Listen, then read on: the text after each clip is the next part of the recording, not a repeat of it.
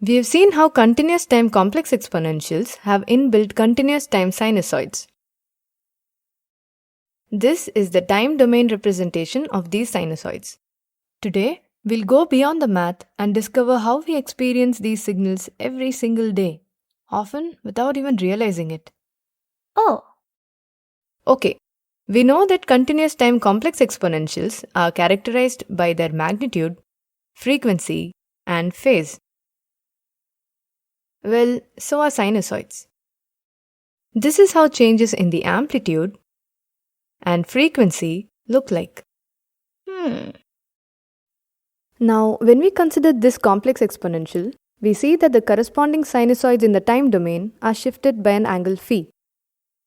This shift is called the phase shift. What's the big deal in where the sinusoid starts? It's still in the same shape. It matters, and it matters a lot. Let me give you an example of where it matters. Let's consider a sinusoid with a frequency of f0 Hz and amplitude A.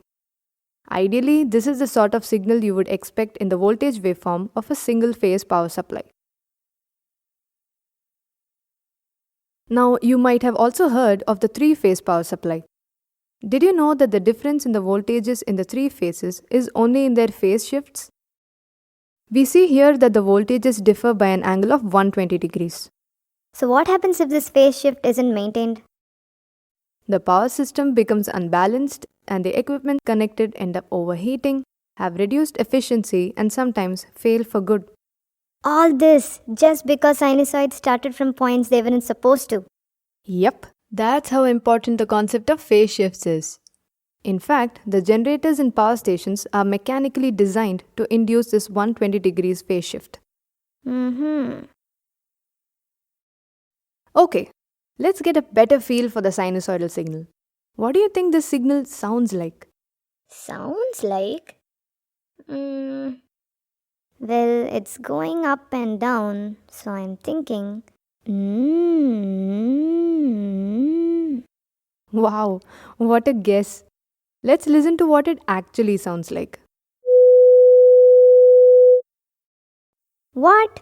It sounds flat. What's flat about this signal? You'll see. Now try this one. It sounds higher than the previous one, but what's higher? Okay, this is the last one. That sounds low. The only thing that's changing in these signals is the frequency. So, what we are hearing is just that one number being constant for the duration of the signal. How cool is that? Now, let me play them one after the other. See if you can feel the difference.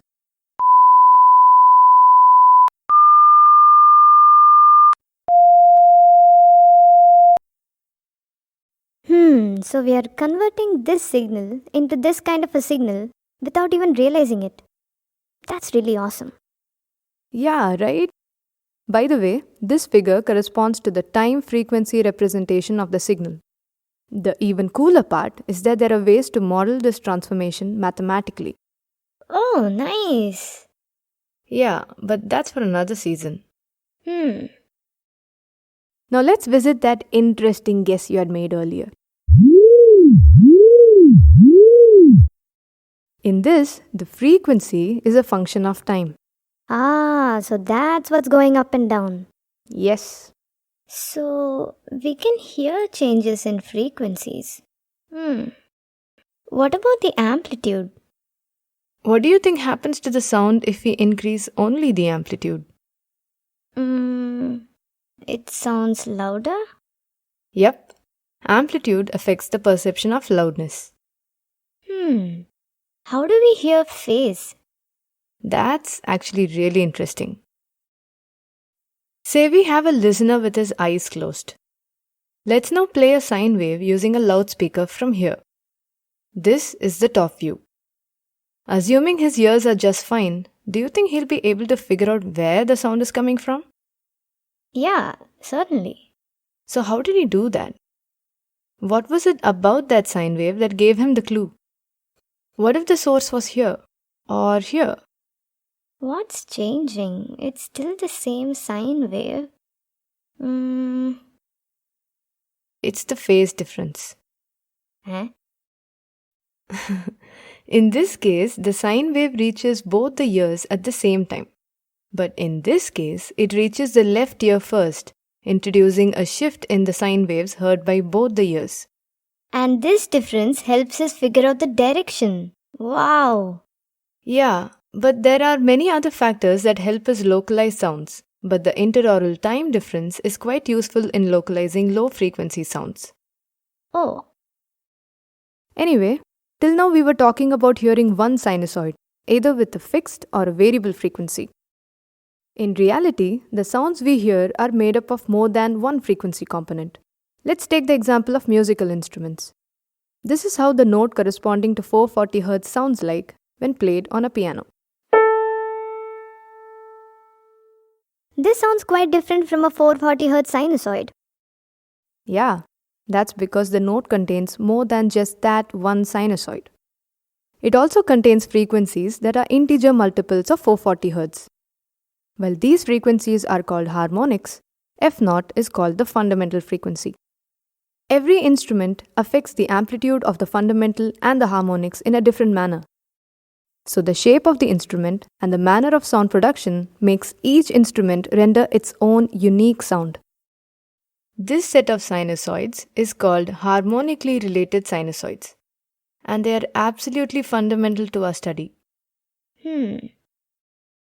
I'm still blown away by the fact that we can hear frequencies.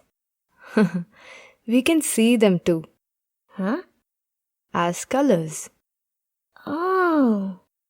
We can sense other frequencies like the infrared rays, for instance, as heat. Ah.